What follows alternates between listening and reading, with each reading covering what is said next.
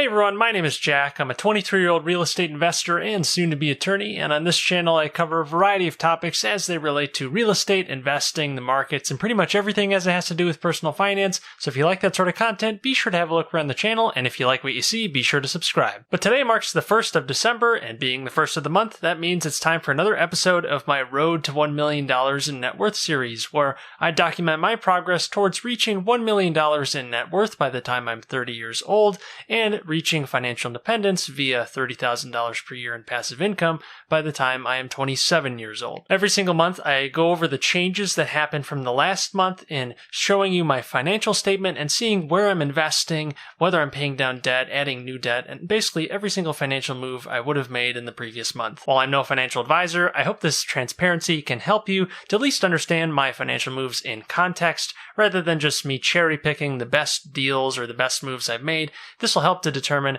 why I'm making decisions and how they actually reflect on my overall portfolio. A good financial decision for me might look very different to you because everyone's situation is different. But before I get into today's episode, just want to remind everyone to check out my other social media accounts, especially Facebook, since I've actually started to release exclusive content to Facebook. So if you like what I'm doing here on YouTube, then check out the exclusive videos that I post on Facebook. I'll go ahead and include a link in the description, and be sure to like that page while you're there. You can also follow me on Instagram, LinkedIn, TikTok even, which I just started recently, and Twitter. Anyways, I'm about to graduate law school in the next couple weeks, which is really great. I'm so excited to be done with it. Not in a bad way. I didn't hate law school or anything like that, but I do want to talk about what I actually learned through law school and whether or not it was actually worth it in hindsight. Granted, I haven't actually started my legal career really yet, and I still have to take the bar exam in February, but I can at least look back now and see what I actually learned through law school. For those of you who don't know, I currently attend Chicago-Kent College of Law. It's a mid-tier law school, nothing too fancy,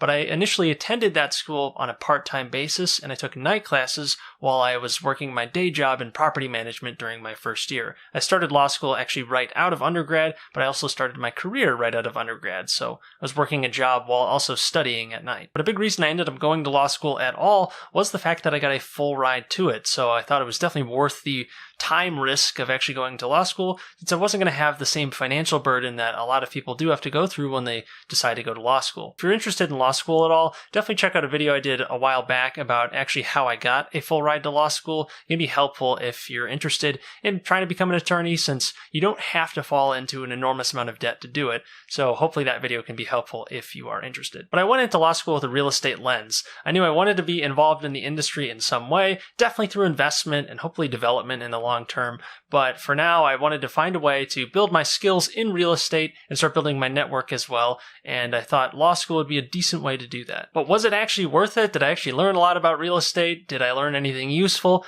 Well, the short answer is yes, but not necessarily in the way that you might have hoped if I was just going for real estate. Law school's real value comes from teaching you a way of thinking. Most of the time, it's a very logic-driven approach to pretty much everything, and there's a lot of formulaic approaches to writing and researching that are pretty useful, at least in how I now think about things and how I look at problems. It clarified some things that I had learned in undergrad, and I think it's overall very helpful for someone who's looking to become a much more formulaic or has a more well-defined approach to something like writing and researching. And this isn't to say that I write like every other attorney ever and have no voice in my writing now. I just think law school did help to clarify a lot of things, and I was able to publish my first book this year and add a couple articles that are getting published right now. So it's been really great for really refining my writing skills, and that is always going to be useful in the long run. But when it comes to real estate specifically, school isn't that great for it. And that goes for most practice areas. You're not really going to be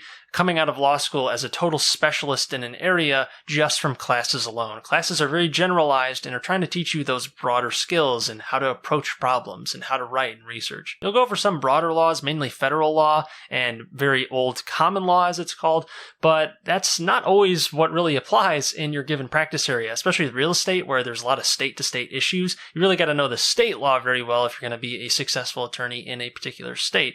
that's for most issues of law. This isn't to say that law school still isn't important, even if you know you want to do a specific practice area, since there are some core tenets that you really do have to understand before you actually move forward with practicing law. But as with any school, I think the biggest value I got out of law school is actually meeting other people at school, at least before we went fully virtual last spring. That's been a bit of a letdown. But when it was in person, it was great to meet a lot of people from very diverse backgrounds with different interests and just having a much more powerful network now because of it. This isn't to say that law school is necessary for building a strong network, but it is a quick way. And that goes for really any school. If you meet with like-minded folks who have very similar goals, or at least are driven in a similar sort of way, and you guys speak the same language, in this case, the language of the law in some ways, you can really start to build a network very quickly that'll be useful in the longer term. I was able to establish my identity as the real estate guy in my class, which I'm very proud of, since I do want to be the real estate guy of our class. So not that there aren't other people interested in real estate as well,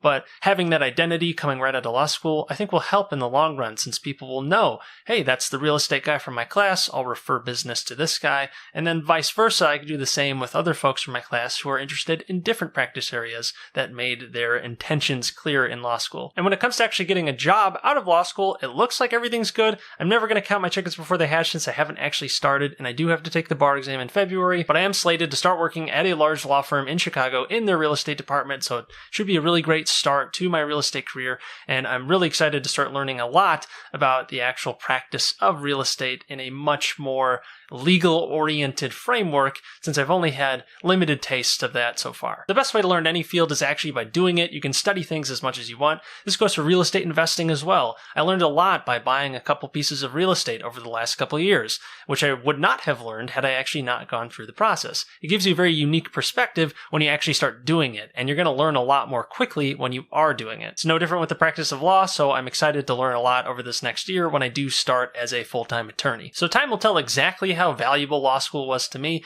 but I don't regret my decision doing it. I think it's been worth it, and since I overloaded classes a couple semesters, I was actually able to graduate a little bit early, so I did 2.5 years rather than the standard 3 years that it takes to get a law degree for most folks. But someone in my class actually ended up doing it in 2 years, so I know that is possible, but there are a number of other folks who are doing 2.5 years as well, especially now that it's virtual. It's just, there's not the same level of value of being able to meet people face to face that you might have had when things were back in person. If you guys have questions about law school, if you're interested at all, if you want to know something about it, definitely let me know in the comments below, and I'd be happy to answer your questions. But anyways, let's get into this month's numbers. As a reminder, last month my net worth was at $71,248. As always, let's start with the good stuff, the assets. The markets have been surging since news of the vaccine and other positive news when it comes to stimulus, I should say positive short-term news, which have really driven the markets up and have kept them up since the initial crisis back in March. I've pulled my money out of broad index funds for the most part, and am really trying to be very careful with what I invest in now because of how overvalued I think a lot of stocks are, but in the meantime, the portfolio is up, so it looks good on paper. While I'm wrapping up school, I've been making money writing blog articles for a couple law firms,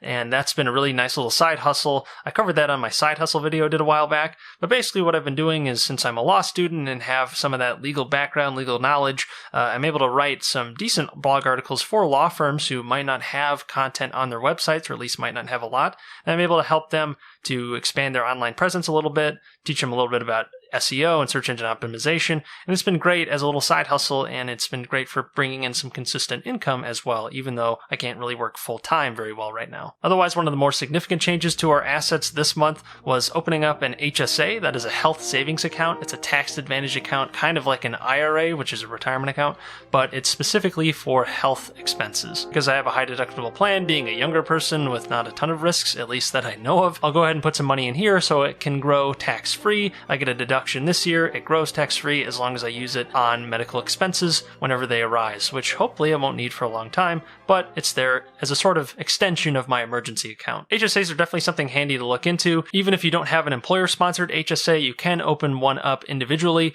and you can still get some of those tax benefits, and you can have some money set aside for eventual medical expenses, which is always a pretty good thing, at least for safety and security. And if I never use this, then I can withdraw at 65, just like an IRA, and I would have to pay pay income taxes on it, but there wouldn't be a penalty even if it wasn't on medical expenses, if it actually got to that point where I hadn't used the money by the time I'm in my mid-60s. Otherwise, we still have a decent amount of cash ready to go on the side, and I can always lever up with some margin loans if I need to, if I see a good purchase coming up. I do think that January could be primed for some pretty good opportunities when it comes to investing, unless stimulus programs are extended or other things happen in the market. But in total, that leaves us at $375,857.03 in assets. And now onto liabilities. Really, nothing has changed here. We threw a little bit of money at the HELOC again, which I'm still focusing on, and once we actually start getting more income coming in, once I graduate law school more like it, and once I actually pass the bar, then I'll be able to really start pouring money into paying down debt, especially my wife's student loans,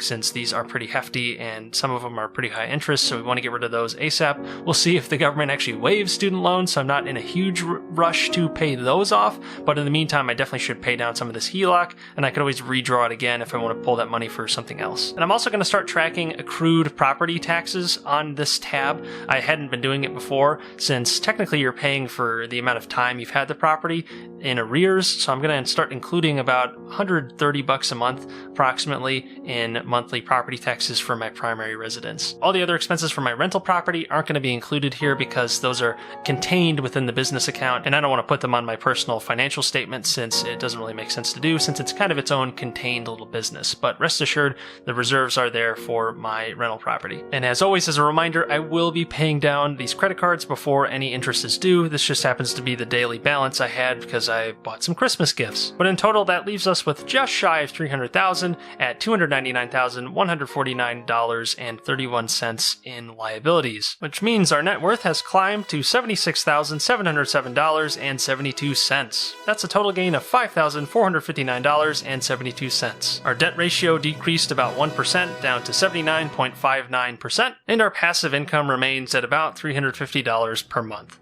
So overall, a pretty good month. I do want to be careful heading into January, especially since, like I said, a lot of those stimulus programs that I think are propping up the market right now are set to end, and if they're not extended, that is going to definitely do some damage to the market, I would think. In the meantime, I'm definitely going to continue focusing on debt paydown for the most part, and once I actually start making some more significant income in the coming months, that's definitely going to be geared towards paying down debt, or at least putting the money into more opportunistic investments, especially in the late winter and into the early spring, since that's when I think there's going to be a lot more opportunities than there are right now. And I don't want to over leverage myself since we do have a lot of debt and there's more coming with student loans, so just got to be very careful when we're dancing with this amount of debt. One thing I'm definitely very excited for, besides prepping for the bar exam, is I will have some extra time now that class will be done, and I'm going to be focusing on creating more content on other platforms. I'll keep doing my typical weekly schedule with YouTube, so don't worry about that. But if you want to check out some other content on the other platforms, like I mentioned earlier, check out my Facebook page, my Instagram page,